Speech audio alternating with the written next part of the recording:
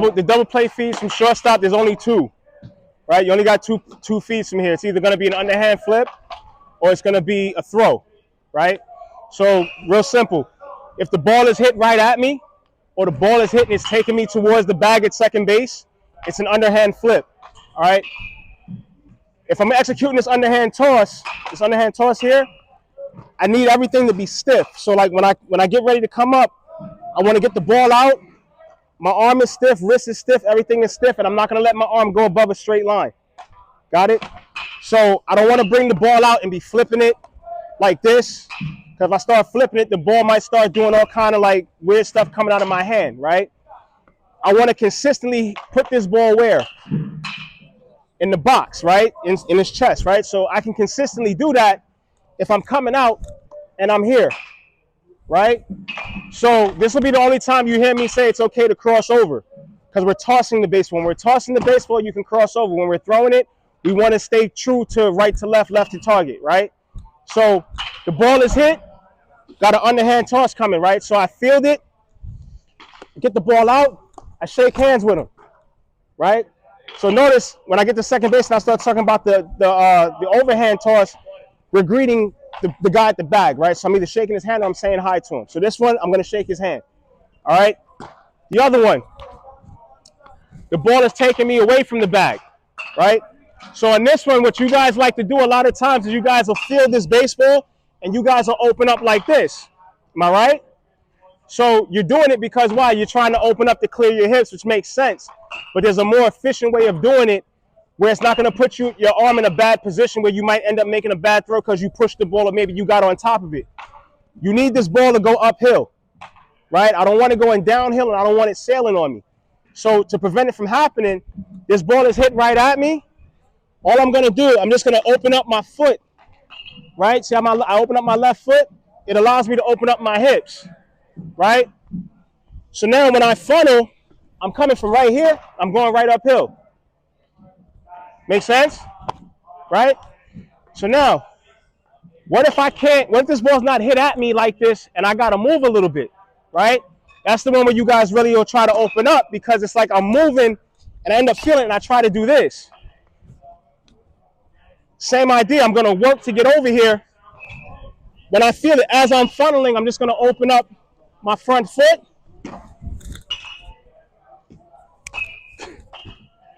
I'm just going to open up my front foot and I'm going to work uphill.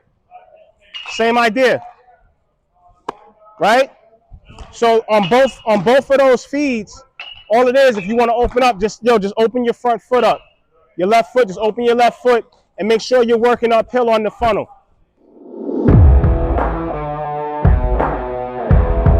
From this side, we got five feeds that a second baseman can execute.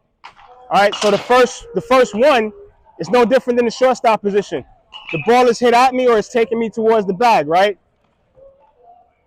First, let's refresh it. What are the three things that have to fall in place on a double play? What do we need?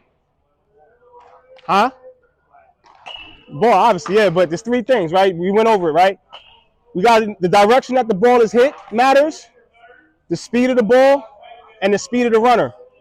Those three things have to fall in place on a double play. All right? So I know what kind of feed as a shortstop, I know what feed I'm going to get from my second baseman depending on where the ball is hit. If that ball is hit and is as a second baseman is bringing me towards the bag, the shortstop knows he's getting an underhand flip from me. I don't need to play with him for 30 years to know that, right? The ball is hit hard right at me, or it's a ball that I can move up the line to go and get. This is the one where I'm going to give him the backhand toss, the overhand toss, right? So the key to this toss is one, when I come out, I need my thumb to be underneath the baseball. Two, I need my fingers up. So this is why I said you're going to say hi to him, right? I'm not going to say hi to him when my fingers turn this way. If I turn my fingers this way, the ball's going to go that way. So when I come out, I want to say hi to him with my fingers up. So again, this is a ball that's hit hard at me or a ball that I can move up the line into the line to go field. So I go field this ball now. I field it and I say hi. It puts the ball right there in the box. Puts it right at his chest. Consistently, right? So if I did this 50 times, I'm going to consistently get that every time. Okay? The next one, that's the ball that's hit. So I'm playing regular double play depth. The ball is hit and I can stay inside my phone booth. Okay, that ball, I'm gonna field it. Once I field it, same rules apply. I'm going right to left, left to target, inside turn. So I'm gonna stay inside, I'm turning inside. So I field it, right to left, left to target. I can put that throw in the back of the bag.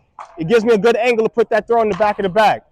All right, with all these double play feeds, we always wanna put the ball in the back of the bag. That's the goal. All right, so you guys gotta really like take what's the word I'm looking for? You guys gotta take pride in giving your partner a good feed. Because you can put the throw in the back of the bag, it allows him to let the ball travel deeper, which funnels the ball for him, so that's an easier throw for him to make on the relay. All right, so that's 3. We went over 3, right? So the 4th one, I gotta go just outside my phone booth, right? So this is a ball that's hit, that's taking me further away from the bag, just outside my phone booth that I can get to, but I can't get in front of it. All right, so with this one, I want to try to beat that ball to that spot with my left foot. Because if I can beat the ball to the spot with my left foot, in the event that I miss it, it'll hit my foot, it'll stay in front of me. Make sense? Now, when I go to field the ball, the other thing is, being in this position, it keeps my shoulders and my eyes square to the ball as I'm fielding it, which is important because, like I told you guys, you got to be able as an infielder to do 2 things at the same time. You got to see the baseball and you got to see your glove both at the same time. So by doing this, it allows me to see the ball. It allows me to see my glove at the same time. A lot of the errors that you guys get on what you feel are bad hops, they're not bad hops. It's just that if I get here and I start to like invite this ball in this way, I'm going to create a blind spot. I'm either going to lose sight of my glove or the baseball, and then I just don't know what it's doing anymore because I don't know where anything is. So by staying here, I keep my eyes on the ball and the glove at the same time. Once I field it, same idea. I'm going right to left. As I funnel, I'm going right to left, left to target. Gives me an angle to the back of the bag. I can put the throw in the back of the base for him. All right. The last one. This ball is hit outside my glove side shoulder. I usually say I got to go up the street to get this one. I got to go up the block. Right. So this one I got to range forward of my glove side to get. So now this one is the same rules as the last one, but I might have to take an extra step or 2 just to get myself centered to make the throw. So this ball is hit. It's hit hard, and I'm going away from the bag. I make the play. I might have to take 1 or 2 extra steps, but it still gives me the angle to put this ball in the back of the bag for him. Fair? All right. So those are your feeds from short and second.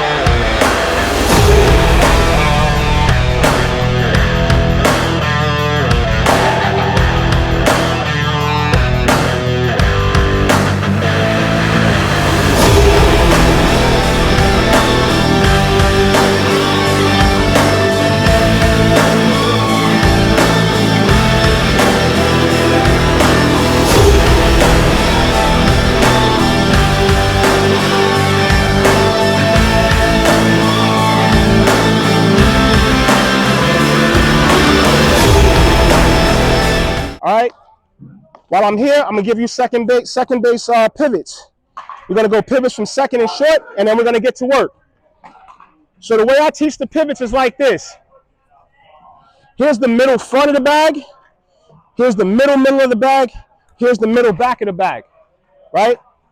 As a second baseman, I want to get to the middle back of the bag with my left foot, glove side foot. I want to get to the middle back of the bag. I want my right foot to be in line with the left fielder. Why? Because that's going to keep my shoulders square to the shortstop and the third baseman, If that ball is hit where the shortstop or the third baseman have to take a deeper angle to turn this double play, instead of turning my body completely to try to face them, all I have to do is just turn my hips and I can get to wherever they are. I can scan this way.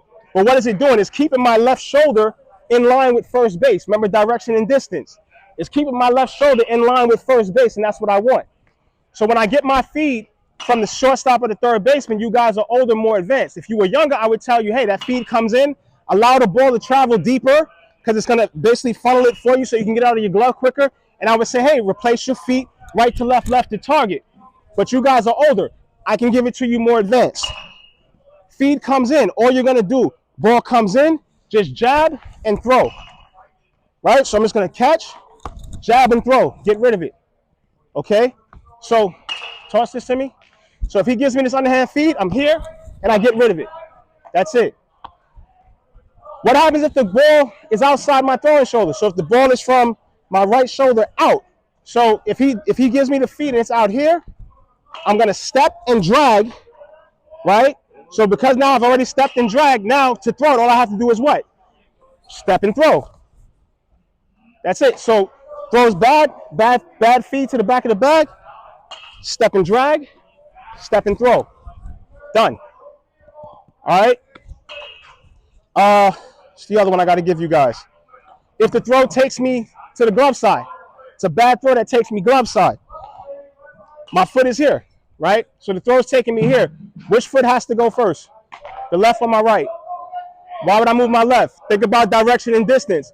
If I move my left foot, where am I going? Right? So the throw is off to my glove side. I'm going to go right foot, I catch, and I put my left foot back in line. I'm ready to get the throw off. Okay? So if you get a bad throw glove side, going to step here, back in line to make the throw. Got it?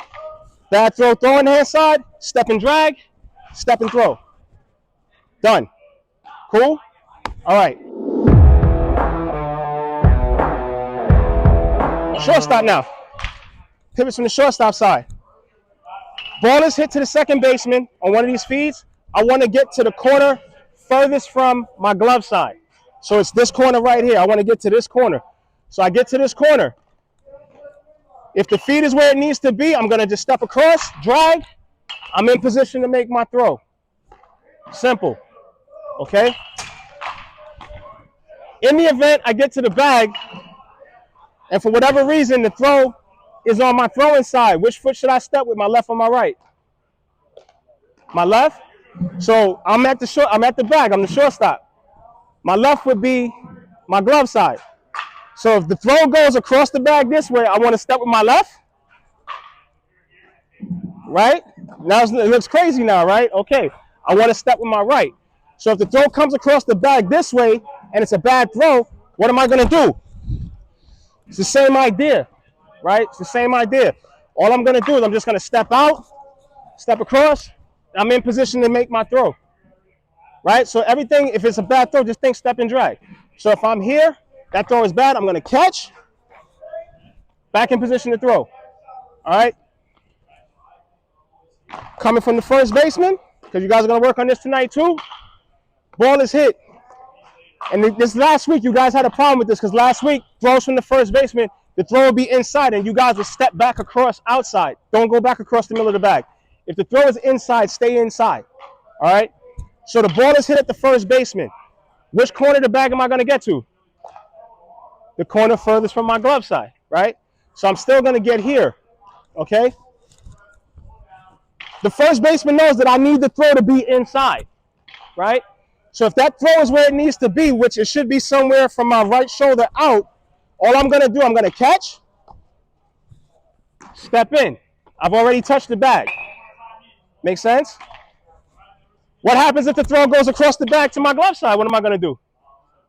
Which foot am I going with, my left or my right? Now we're starting to get it, right? If the throw's on my glove side, my left foot should go first, right? So that throw, the first baseman makes a throw and it sends me back across the bag. Oh, but here's the problem. I'm not touching the bag, am I? Right, so now all I'm going to do, I'm just going to replace my feet and drag, and I'm going to get the bag as I come around. Make sense? Okay? From the pitcher, same rules apply. the same rules as the first baseman. Ball gets hit back to the pitcher on a double play ball. I'm gonna get to the same spot, corner furthest from the bag, from my glove side. If the throw is on my throwing side, right shoulder out, all I'm gonna do, ball comes in, I'm gonna step out, drag across, I can make my throw. Pitcher makes a throw to my glove side, what am I gonna do? Step and drag. So I get here, the throw's across here, I'm just gonna step, drag, make my throw. That's all there is to it.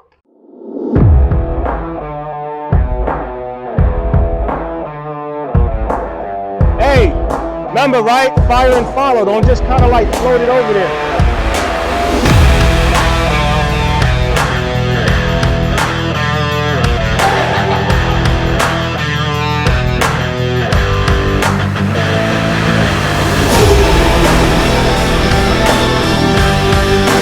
If you guys are second base, right, make an effort to get there. Don't